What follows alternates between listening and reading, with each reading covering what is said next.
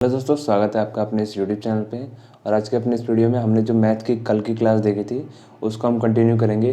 कुछ जो one liner question होते हैं जो डायरेक्ट एग्जाम में एक नंबर में पूछ दिए जाते हैं, उन क्वेश्चंस को आज हम देखेंगे। आज की क्लास आपकी बहुत इंपॉर्टेंट है क्योंकि ये वन लाइनर क्वेश्चन से कोई एक ना एक क्वेश्चन ज़रूर एग्ज़ाम में पूछा जाता है। एकदम डेफिनेटली आपका 1 या 2 नंबर यहाँ से कन्फर्म है कि आना ही आना है। तो आज की आप क्लास बहुत ही ध्यान से देखिएगा। और अगर आपको वीडियोस पसंद आए तो चैनल को सब्सक्राइब कीजिएगा। अगर आपने पिछला वीडियो नहीं देखा है तो उस वीडियो को देख लीजिए, तभी आपको ये वीडियो भी समझ में आएगा। क्योंकि उस वीडियो में हमने संख्या का बोध, स्थानीय मान, सब चीज़ें एकदम डिटेल में कवर की हैं। तो उस वीडियो को आप देख लीजिएगा। उस वीडियो का लिंक आपको डिस्क्रिप्शन में मिल जाएगा। और उसके बाद इस वीडियो को देखिएगा। ये वन लाइनर क्वेश्चन है, इनको एकदम आप याद रखिएगा, ठीक है। तो चलिए देखना स्टार्ट करते हैं। हमारा पहला मैंने टॉपिक लिखा है कि एक सबसे छोटी प्राकृत संख्या है। आपको याद होगा कल मैंने बताया था कि प्राकृत संख्या जो नेचुरल नंबर होती है वो 1, 2, 3 dot dot dot dot infinity तक होता है। तो जो एक होता है वो सबसे छोटी प्राकृत संख्या होती है, ठीक है। ये कल अपनी वीडियो में बता चुके हैं।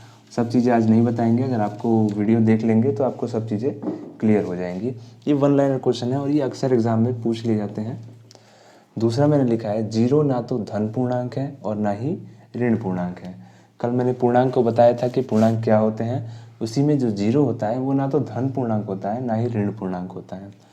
पाई एक अपरिमेय संख्या है क्योंकि पाई का मान 3.14 होता है। कल मैंने परिमेय संख्या और अपरिमेय संख्या दोनों को बताया था। और पाई जो है वो एक अपरिमेय संख्या है और ये बहुत बार एग्जाम में पूछा जाता है। डीएलएड का 2019 बैच का जो एग्ज़ाम हुआ था फर्स्ट सेमेस्टर का, सेकंड सेमेस्टर का, उसमें ये पूछा गया था क्वेश्चन कि पाई कैसी संख्या है, परिमेय है, अपरिमेय है, और भी 4 ऑप्शंस थे, ठीक है। तो इसे आप याद रखिए कि पाई जो है वो अपरिमेय संख्या है। यदि अगर ऐसे दिया हुआ है पाई बराबर 22/7, क्योंकि हम पाई का मान 22/7 भी लिखते हैं या पाई बराबर हम 3.14 भी लिखते हैं। तो पाई बराबर जब 3.14 हम कहेंगे तो ये एक अपरिमेय संख्या है, अपरिमेय है पाई।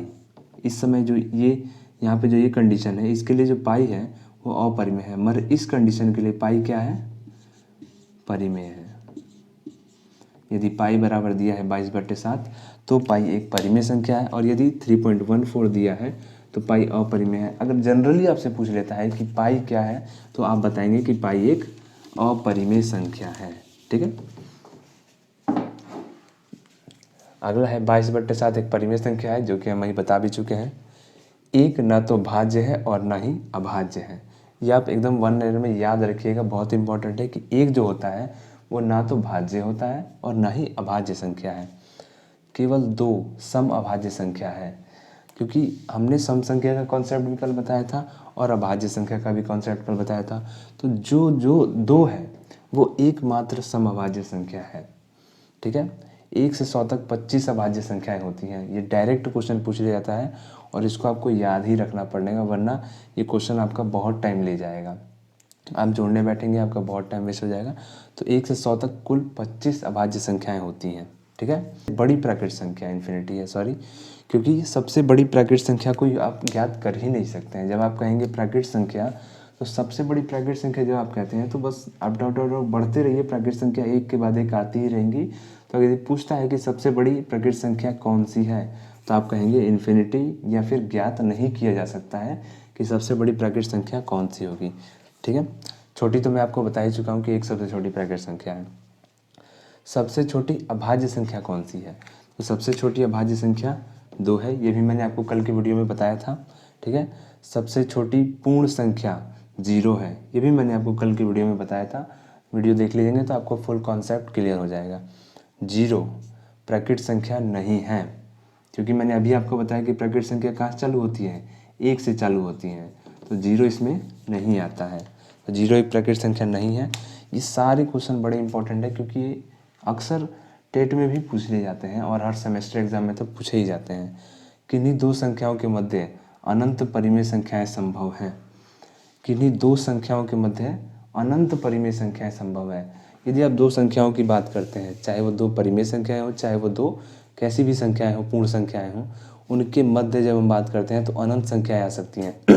जैसे पूछेंगे 3 और 4 के मध्य कितनी परिमेय संख्याएं हो सकती हैं, तो अनंत परिमेय संख्याएं संभव हैं 3 और 4 के बीच में।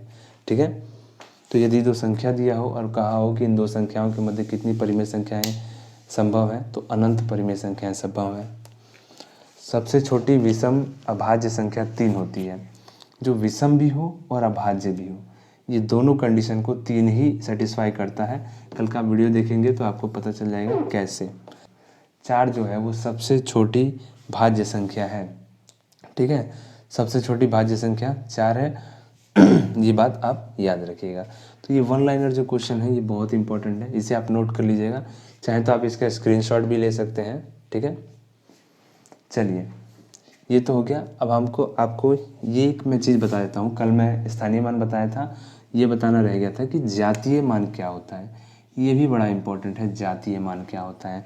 तो कल मैंने आपको स्थानीय मान का जैसे कॉन्सेप्ट बताया था, जैसे कि मान लीजिए 2, 3, 5, 4 दिया है, तो मैंने बताया था कि यहाँ पे 4 का स्थानीय मान 4 है, 5 का स्थानीय मान 50 है, 3 का स्थानीय मान 300 है और 2 का स्थानीय मान 2000 है।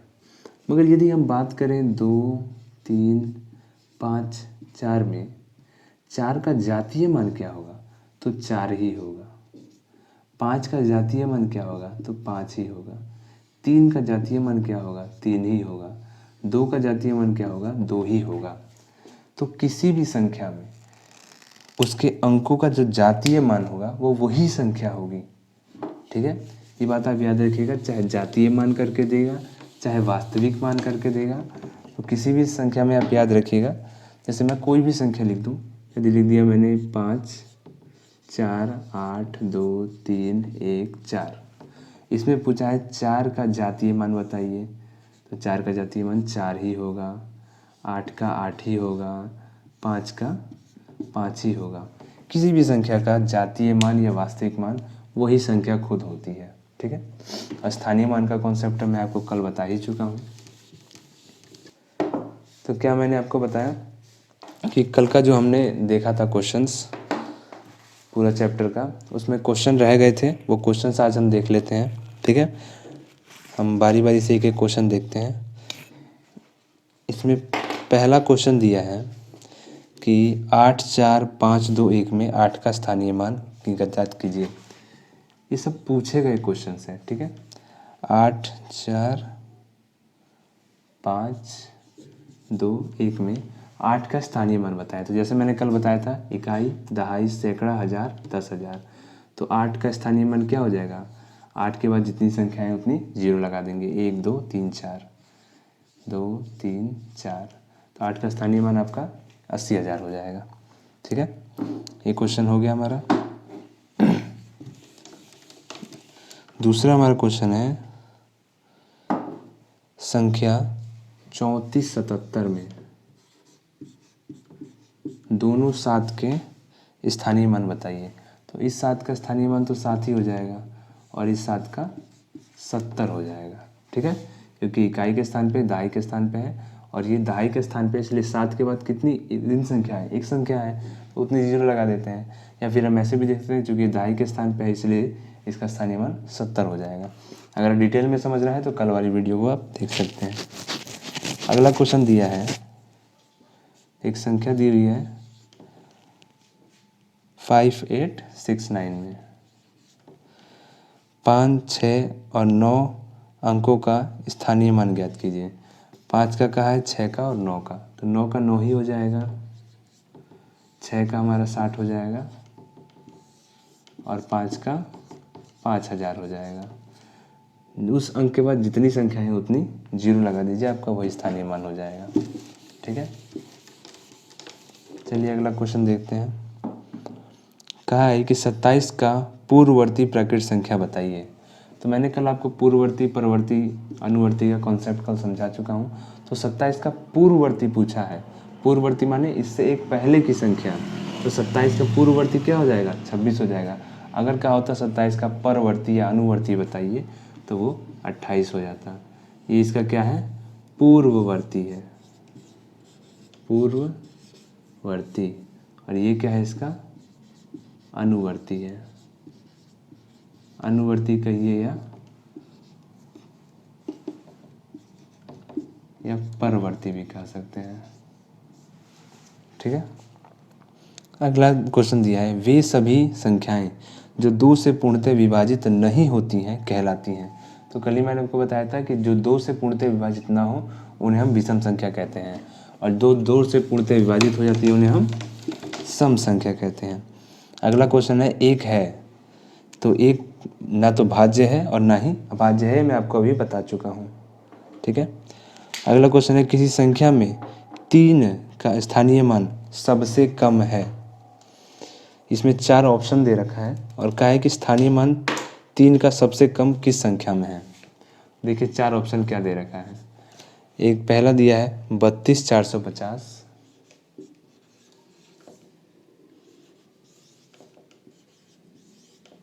बी दिया है आपका 4340, सी आपका दिया है 1130 और डी आपका दिया है 143।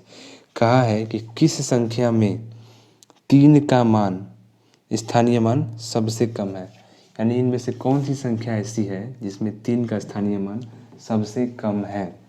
तो ये क्वेश्चन मैं आपके लिए छोड़ता हूँ, आप इसे बनाइएगा और कमेंट में बताइएगा कि इसका आंसर क्या होगा। इसका आंसर हम अपनी अगली क्लास में बताएंगे। आपको बताना है कि संख्याओं में से 3 का स्थानीय मान किसमें सबसे कम है। ठीक है। तो आप इस क्वेश्चन को नोट कर लीजिए और कल इसका आंसर या आपको इसका आंसर कमेंट में बताना है। ठीक है। कहा है कि अगला क्वेश्चन है कि 13 की अनुवर्ती प्राकृत संख्या क्या होगी।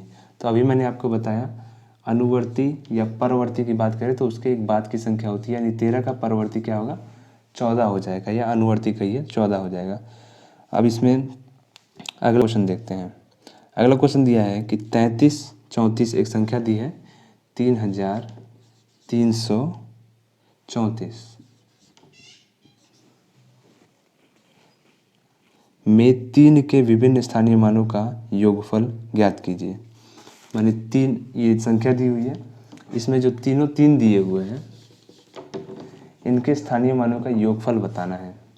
तो इसका स्थानीय मान क्या हो जाएगा 30 हो जाएगा, इसका स्थानीय मान क्या हो जाएगा 300 हो जाएगा और इसका 3000 हो जाएगा।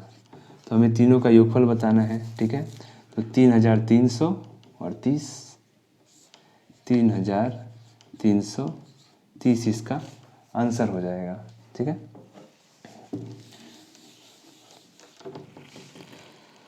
अगला क्वेश्चन है कि 100 की अनुवर्ती प्राकृत संख्या क्या है। तो अभी मैंने आपको बताया अनुवर्ती या परवर्ती क्या होती है, उसके एक बाद की संख्या। तो 100 का कहा है अनुवर्ती बताइए, तो 100 में 1 जोड़ेंगे तो क्या आएगा 101। तो ये इसका क्या हो जाएगा अनुवर्ती या परवर्ती हो जाएगा। अगला क्वेश्चन दिया है कि सबसे बड़ी प्राकृत संख्या बताइए। तो अभी मैंने आपको बताया कि सबसे बड़ी प्राकृत संख्या जहाँ पूछे तहाँ आपका ऑप्शन हो जाएगा अनंत, क्योंकि हम सबसे बड़ी प्राकृत संख्या ज्ञात नहीं कर सकते हैं। अब एक क्वेश्चन दिया है कि 1000001 का पूर्ववर्ती प्राकृत संख्या बताइए। दिया है 1000001। अब इसकी पूर्ववर्ती यानी एक पहले की संख्या पूछ रहा है, तो एक हम हटा देंगे और यहाँ पे 0 लगा देंगे, यानी कि हमने इसमें से क्या किया एक को घटा दिया, क्योंकि हम इससे एक जस्ट पहले की संख्या चाहिए, तो हम एक घटाएंगे तो हमारा ये आंसर आ जाएगा। ठीक है। अगला क्वेश्चन दिया है कि 4 अंकों की छोटी से छोटी प्राकृत संख्या लिखिए, इसकी पूर्ववर्ती प्राकृत संख्या ज्ञात कीजिए। आंसर क्या होगा, हम सबसे छोटी संख्या अगर लिखें 3 अंकों की तो 999, और 999 में जब हम 1 जोड़ेंगे तो ये 10 हो जाएगा, ये 10 हो जाएगा और ये 10 हो जाएगा, यानी कि 4 अंकों की सबसे छोटी से छोटी प्राकृत संख्या क्या आ गई हमारी 1000 आ गई। ठीक है। अब कह रहे हैं कि इसकी पूर्ववर्ती प्राकृत संख्या ज्ञात कीजिए, यानी कि इससे पहले की। तो इससे पहले की संख्या क्या हो जाएगी, 1 माइनस करेंगे तो 999 हमारा आ जाएगा। 1000 में से जब 1 माइनस करेंगे तो 999 हमारा वापस आ जाएगा। ठीक है। तो ऐसे क्वेश्चन अक्सर पूछ ले जाते हैं। कहा है कि 6 अंकों की बड़ी से बड़ी प्राकृत संख्या लिखकर उसका अनुवर्ती प्राकृतिक संख्या बताइए। 6 अंकों की सबसे बड़ी से बड़ी संख्या, तो बड़ी से बड़ी संख्या 6 अंकों क्या होगी? 1 2 3 4 5 6, क्योंकि अब हम इसमें 1 जोड़ेंगे तो इसके बाद की संख्या आ जाएगी वो 7 अंकों की हो जाएगी। अब कहा है कि इसका अनुवर्ती बताइए, तो हम इसमें बस 1 जोड़ देना है। इसमें हम 1 जोड़ देते हैं तो ये 10 हो जाएगा, ये भी 10 हो जाएगा, ये भी 10 हो जाएगा, ये भी 10, ये भी 10 और ये भी 10। तो ये हमारी संख्या आ गई इकाई, दहाई, सैकड़ा, हजार, 10,000, लाख, 10 लाख। और ये हमारी क्या संख्या थी? इकाई, दहाई, सैकड़ा, हजार, 10,000, लाख। ये थी 9,99,999 और ये हमारा 10 लाख आ गया। ठीक है।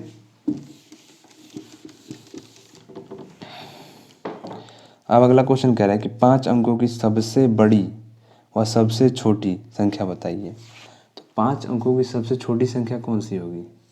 1 2 3 4 5 सबसे छोटी संख्या हो गई। और सबसे बड़ी संख्या 5 अंकों की 1 2 3 4 5।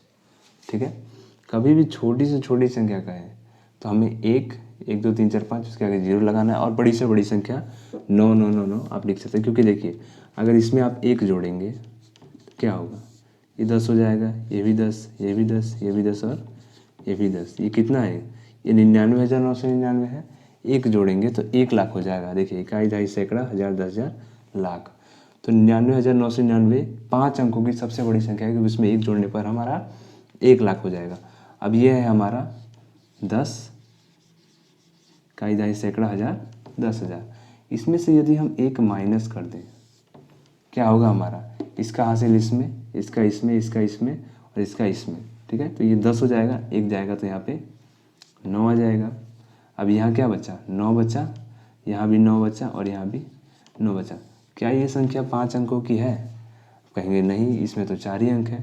तो सबसे छोटी अगर 4 अंकों की संख्या कहेगा तो आपको 1 लिखना है, चाहे 5 कहेगा चाहे 4 कहेगा, 1 लिखिए, उसके आगे 0 लगा दीजिए, जितनी संख्याएं कहा है और उसको जोड़ लीजिए। अगर 5 का है तो 1 2 3 4 5 ये सबसे छोटी संख्या हो गई, और 1 2 3 4 5 9 9 9 9 9 सबसे बड़ी संख्या हो गई। तो इसमें आपको ज़्यादा दिमाग नहीं लगाना है, इसी तरह से आप लिख सकते हैं। अगला क्वेश्चन कह रहा है कि कुछ संख्याएं दी हुई हैं और इनको संख्यांकों में व्यक्त करने के लिए कह रहा है। जैसे लिखा हुआ है 57,603, इनको अंकों में लिखने को कह रहा है। जैसे कि हम इकाई, दहाई, सैकड़ा, हजार, 10,000, तो हम इसे क्या लिख सकते हैं? 57,603। ऐसा लिखने के लिए क्वेश्चन आता नहीं है, भले क्वेश्चन दिया हुआ है मगर ऐसा क्वेश्चन आता नहीं है, क्योंकि बहुत इजी क्वेश्चन हो जाते हैं, तो इस तरह क्वेश्चन पूछे नहीं जाते हैं। ठीक है।